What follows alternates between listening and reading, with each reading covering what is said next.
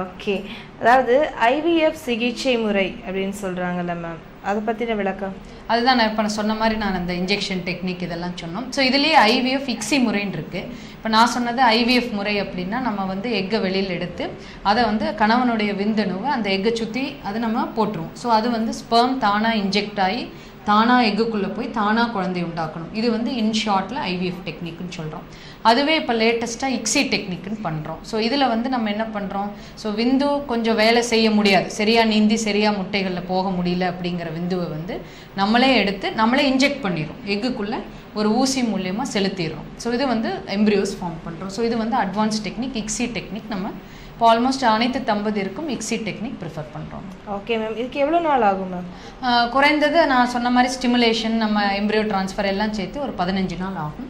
So நம்ம குழந்தை வச்சதுலேருந்து ஒரு 14 நாள் கழித்து பீட்டா ஹெச்சிஜி அப்படின்னு ஒரு பிளட் டெஸ்ட் பார்த்துட்டு அவங்க ப்ரெக்னெண்ட்டாக இருக்காங்களான்னு கண்டுபிடிக்கிறோம். ஸோ டெஸ்ட்லேருந்து நம்ம ஆரம்பத்துலேருந்து ரிப்போர்ட் வர வரைக்கும் 1 மந்த். ஸோ ப்ராசஸ் அப்படின்னு பார்த்தா 15 days. பட் இப்போ வந்து இது ஹாஸ்பிட்டல் அட்மிஷன் அந்த மாதிரி பழைய காலத்து மாதிரி இன்ஜெக்ஷன் அப்படியெல்லாம் இல்லை. ஸோ இப்போ லேட்டஸ்ட் இன்ஜெக்ஷன்ஸ் தான், பெயின் இருக்காது, சப்க்யூட்டேனியஸ் இன்ஜெக்ஷன்ஸ்னு சொல்லி தொப்புள்கிட்டே இன்ஜெக்ஷன் போடுவோம். அதே மாதிரி ஹாஸ்பிட்டல் ஸ்டேன்னு பார்த்தா குழந்தை வைத்துட்டு அந்த நாள்லேயே அனுப்புகிறோம். இப்போ பேஷண்ட்ஸ் பயந்துக்கிட்டு நம்மகிட்ட 2 நாள் 3 நாள் இருக்காங்களே தவிர அதே நாளில் அனுப்பக்கூடிய அளவுக்கு இப்போ ஐவிஎஃப் வந்து வளர்ந்துருக்கு. ஸோ எல்லாமே டே கேர் ப்ரொசீஜர் மாதிரி ஆயிடுச்சு. இப்போ நிறைய ட்ரீட்மெண்ட்ஸ் இப்போ வந்து முதல்லலாம் சிசேரியன் பண்ணால் 5 days இருக்கணும் ஹாஸ்பிட்டல்னு சொல்லுவாங்க. இப்போலாம் வந்து 2 daysல டே கேர் தான். இப்போ ஈவன் லேப்ரோஸ்கோப் அறுவை சிகிச்சை பண்ணால் கூட மார்னிங் பண்ணால் நைட் போயிடலாம், இல்லை அடுத்த நாள் மார்னிங், மேக்ஸிமம் 24 hours அவங்க டிஸ்சார்ஜ் ஆகிக்கலாம்.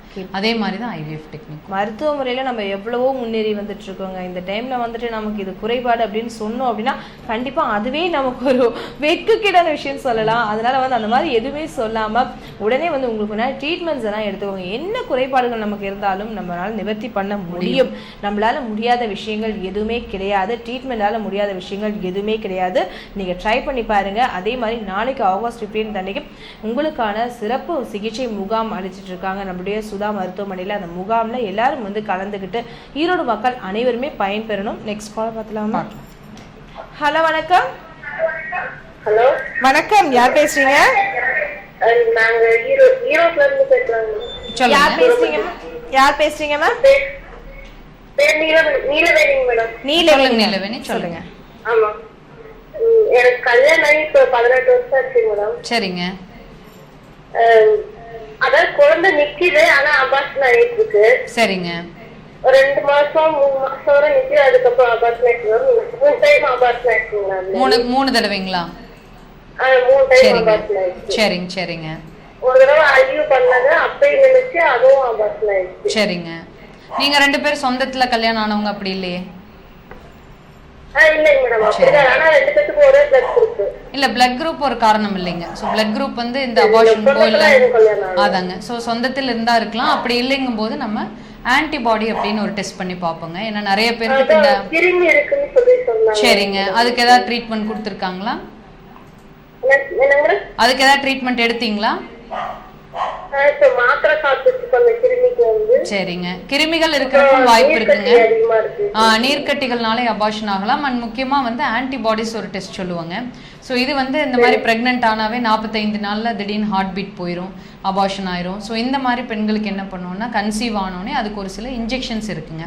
ஸோ அந்த இன்ஜெக்ஷன்ஸ் வந்து அவங்க பாசிட்டிவ் நம்ம ஸ்கேன்ல வந்து இந்த இதய துடிப்பு தெரிந்த உடனே அந்த இன்ஜெக்ஷன் ஸ்டார்ட் பண்ணிடுவோம்.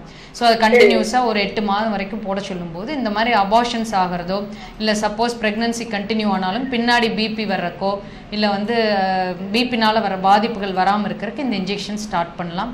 அது இல்லாமல் மரபணு சோதனை பண்ணிக்கலாம். இப்போ ஏன்னா 3 குழந்தை இந்த மாதிரி ஆனதுனால 2 பேர்த்துக்குமே மரபணுவில் ஏதாவது குறைபாடுகள் இருக்கா அப்படின்னு நம்ம பிளட் டெஸ்ட் பார்த்துக்கலாம்.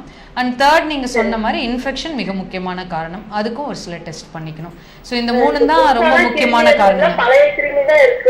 பழைய கிருமி வந்து அது நமக்கு யூஸ்லெஸ்ங்க. அதுக்கு நம்ம ட்ரீட்மெண்ட் எடுத்தாலும் பயன் இல்லை. ஒரு சில கிருமிகள் தான் நம்மளால கண்டுபிடிக்க முடியும். முதல்லலாம் டார்ச் டெஸ்ட் அப்படின்னு சொல்லி ஸ்க்ரீனிங் பண்ணிட்டு இருந்தாங்க. இப்போ வந்து அது ஆல்மோஸ்ட் யூஸ் இல்லைன்னு இப்போ நியூ கைட்லைன்ஸ் படி அது பண்ணவே வேண்டியது இல்லைங்க.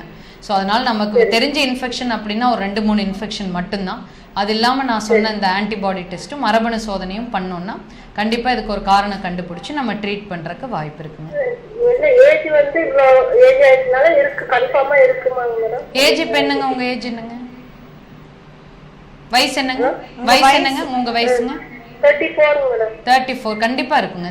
உங்களோட முட்டைகள் நல்லா இருக்கு, உங்களோட உற்பத்தி திறன் AMH நான் சொன்னேன் இல்லைங்களா, இந்த மாதிரி டெஸ்ட் எல்லாம் நல்லா இருக்கு அப்படின்னா கண்டிப்பா இருக்கு. நான் சொன்ன மாதிரி பாசிட்டிவ் ஆனோடனே இந்த ஒரு சிலங்களுக்கு பாசிட்டிவ் முன்னாடி கூட இன்ஜெக்ஷன் ஸ்டார்ட் பண்றோம். ஸோ அந்த மாதிரி பண்ணும்போது இதை அவாய்ட் பண்றதுக்கு நிறைய சான்சஸ் இருக்குங்க. Okay, thank you so much ma'am. Thanks for calling. Okay, இப்போ வந்துட்டு சூப்பராக நிகழ்ச்சி போயிட்டுருக்கு. உண்மையிலே நிறைய காலர்ஸ் வந்துட்டு உங்களுடைய டவுட்ஸ் கேட்டுட்ருக்காங்க. இந்த மாதிரி நிறைய பேருக்கு சின்ன சின்ன டவுட்ஸ் கூட இருக்குங்க. கண்டிப்பாக அதை கேட்கறதுக்கு கூச்சப்பட்டுட்டு கேட்காத இருக்கவங்க நிறைய பேர் இருக்காங்க. உங்களுக்கான டவுட்ஸ்லாம் கிளியர் பண்ணிக்கலாம். நாளைக்கு முகாமுக்கு கண்டிப்பாக வாங்க. இப்போ ஒரு ஷார்ட் கமர்ஷியல் பிரேக் போயிட்டு வந்துடலாம். Welcome back to the show. நம்ம பார்த்துட்டு இருக்கிறது சுதா மருத்துவமனையுடைய சிறப்பு லைவ் ஷோ பார்த்துட்டு இருக்கோம். ஓகே மேம், இப்போ வந்து நமக்கு டைம் ரொம்ப கம்மியாக இருக்குது, நிறைய கொஸ்டின்ஸ் வேறு இருக்குது. அதாவது நம்ம பொதுவாக இயற்கையாக பிறக்கிற குழந்தைகளுக்கும் செயற்கை கருத்தரிப்பு மூலமாக பிறக்கிற குழந்தைகளுக்கும் இருக்க டிஃப்ரென்ஸ், வேறுபாடுகள் என்ன மேம்? இல்லை, வேறுபாடுங்கிறது நிச்சயமாக இல்லை. ஸோ ஈவன் இன்ஃபேக்ட் டெஸ்ட் டியூப்ல பிறக்கிற குழந்தைகள் இன்னுமே இன்டெலிஜென்ட்டாக இருக்குன்னே சொல்லலாம். ஸோ அதனால மார்ஃபலாஜிக்கலோ இல்லை ஜெனட்டிக்கலோ எந்த குறைபாடுகளும் இல்லை. ஸோ ரொம்ப நல்லா இருக்காங்க. 20 வருஷம் 21 வருஷம் ஆயிடுச்சு ஃபர்ஸ்ட் பேபிக்கெல்லாம். எல்லாருமே நல்லா இருக்காங்க. அந்த பிரச்சனையே வராது. பிரச்சனைக்கு 100% வராதுங்க. எப்படி ஜென்ரல் பாப்புலேஷனுக்கு இருக்கிற ரிஸ்க்கோ அதே தான் டெஸ்ட் டியூப் பண்ணுற குழந்தைங்களுக்கும். அதே மாதிரி மேம் ஒரு சின்ன டவுட், அதாவது நம்ம வந்து குழந்தை வேணாம்னு சொல்லிட்டு கட்டுப்பாடு குடும்ப கட்டுப்பாடு ஆப்ரேஷன் பண்ணுறோம் இல்லையா? எனக்கு குடும்ப கட்டுப்பாடு ஆப்ரேஷன் பண்ணுறவங்களுக்கு மறுபடியும் குழந்தை பிறக்க வாய்ப்பு இருக்கா? வாய்ப்பு கண்டிப்பாக இருக்குது. இது வந்து டியூபல் ரீகேனலைசேஷன் சர்ஜரின்னு சொல்லுவோம். ஸோ இது வந்து இந்த மாதிரி ரீகேனலைஸ் பண்ணவங்களுக்கு நம்ம சர்ஜரி லேப்ரோஸ்கோப் மூலியமாகவே இப்போ லேட்டஸ்ட்டாக பண்ணுறோம்.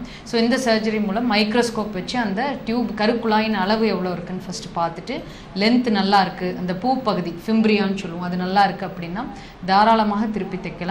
மேக்ஸிமம் 6 months to 1 yearக்குள்ள இந்த கப்பல் நேச்சுரலாக கன்சீவ் ஆயிடுறாங்க. நேச்சுரலாக கன்சீவ் ஆயிடுறாங்க. Okay ma'am. அதே மாதிரி மேம் இப்போ முக்கியமான கொஸ்டின் இதுதான், இந்த துறையில் நீங்கள் எவ்வளவோ பேஷண்ட்ஸ்க்கு ட்ரீட்மெண்ட் பார்த்துருப்பீங்க, எவ்வளவோ பேருக்கு குழந்தை பிறந்திருக்கும் உங்களால், அதில் உங்களால் மறக்க முடியாத அனுபவம்?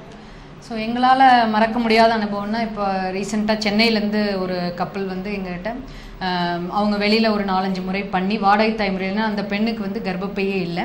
ஸோ இது வந்து ஒரு மேயர் ரோக்கிட்டான்ஸ்கி சிண்ட்ரோம் அப்படின்னு ஆங்கிலத்தை சொல்லுவோம். ஸோ இந்த கர்ப்பப்பை இல்லாத கண்டிஷனுக்கு அவங்க வாடகை தாய் மூலமாக சென்னையில் ஆல்மோஸ்ட் 5-6 தடவை பண்ணி ஃபெயில் ஆகி வந்தாங்க. ஸோ அதுவுமே முட்டைகள் அவங்களது பயன்படுத்த சென்னையில் பண்ணி ஃபெயில் ஆகி வந்தாங்க. ஸோ முட்டைகள் எடுக்க முடியாது என்று சொல்லி முட்டை தானம் வச்சு தான் அங்கே பண்ணிட்டு இருந்தாங்க. பட் நம்மகிட்ட வரும்போது நம்ம பார்த்தப்ப அவங்க ஓவரிஸ் நல்லா இருந்தது. ஸோ அவங்களோட ஓன் முட்டைகளே தூண்டி அவங்களோட முட்டைகள் கொஞ்சம் இதில் எடுக்கிறதுல இந்த கர்ப்பப்பை இல்லாதவர்களுக்கு ஓவரிஸ் பார்த்தா ரொம்ப லேட்ரலாக இருக்கும், ரொம்ப எண்டில் இருக்கும். ஸோ நார்மலாக எடுக்கிற மாதிரி நம்மளால் ஆஸ்பிரேஷன் பண்ணுறது கொஞ்சம் டிஃபிகல்ட்டாக இருக்கும். ஸோ கொஞ்சம் டிஃபிகல்ட் முறையில் அவங்களோட எக்ஸ் எடுத்து அவரோட விந்தணுவே வச்சு அழகாக அந்த பெண் வந்து ஒரு பெண் குழந்தை அழகாக எடுத்துகிட்டு போனாங்க. ஸோ இது வந்து ரொம்ப மகிழ்ச்சியாக இருந்தது. ஏன்னா அவங்க 6-7 முறை ஃபெயில் ஆகி இங்கே வந்தாங்க. ஸோ அது ரொம்ப சந்தோஷமாக இருந்தது. உண்மையிலேயே மிகப்பெரிய விஷயம். அதுவும் சென்னை மாதிரியான ஒரு பெரிய மெட்ரோ சிட்டியிலேருந்து அங்கே முடியல அப்படின்னு சொல்லி வாடகை தாய் மூலயமா நம்ம வந்து இந்த கர்ப்பப்பை இல்லாத கொடுத்தது வந்து ரொம்ப மகிழ்ச்சியாக. கண்டிப்பாக எவ்வளோ பெரிய விஷயம் உண்மையிலேயே. இந்த மாதிரி நிறைய விஷயங்கள் நம்மளுடைய சுதா மருத்துவமனை மூலமாக ஈரோட்டில் நிகழ்த்தணும் அப்படின்னு சொல்லி கேட்டுக்கலாம். எனிவே மேம், இவ்வளோ நேரம் எங்களோட டைம் ஸ்பெண்ட் பண்ணி இந்த நிகழ்ச்சியில் வந்து நிறைய பேருக்கு நிறைய டவுட்ஸ் கிளியர் பண்ணீங்க. இதே மாதிரி தொடர்ந்து நீங்கள் நிறைய நிகழ்ச்சிகள் நடத்தணும் அப்படின்னு சொல்லி நான் கேட்டுக்கிறேன். நன்றி, வணக்கம். ஓகே, மீண்டும் இதே மாதிரி ஒரு நல்ல நிகழ்ச்சி உங்களை சந்திக்கும் வரை விடைபெறுவது ஷீஜா. அண்ட் எனிவே என் சார்பாகவும் மேம் சார்பாகவும் அட்வான்ஸ் சுதந்திர தின நல்வாழ்த்துக்கள். சுதந்திர தின நல்வாழ்த்துக்கள். நாளை நடக்கும் முகாமில் அனைவரும் பங்கேற்று நல்ல பலனடைய வேண்டும் என்று கேட்டு வணக்கம், விடைபெறுகிறோம். நன்றி.